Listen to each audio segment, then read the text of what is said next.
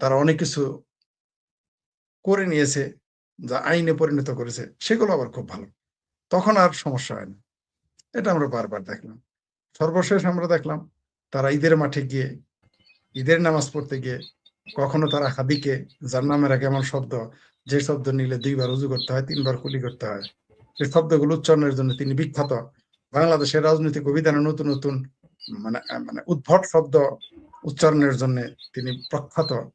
সেই তাকে নিয়ে যেভাবে মানে এমন বড় দেখাচ্ছে, তাকে নিয়ে এমন কিছু বলল, ছোট বাচ্চা থেকে শুরু করে বয়স্করা যা করলো, এগুলো যদি আমরা বঙ্গবন্ধুকে নিয়ে বলতাম, তাহলে সেটা হয়ে যেত হলো মানে অতিরিক্ত বা বেমানান। কিন্তু এরা যখন তথাকথিত হাদিকে নিয়ে, কোথাকার কোন হাদি, তাকে জাতীয়, তারা পারে না তাকে নবী রাসূল ঘোষণা করে। শুধু একটাই বাদ রেখেছে। তারা এমন কোন গুণ দেয় নাই। তারা বঙ্গবন্ধুর উপরে বানায় ফেলছে, কখনো ভাসানীর চেয়েও বড় বানায় ফেলছে। মানে বললামই তো, এরা এখন নবী রাসূল ঘোষণা করা বাদ আছে।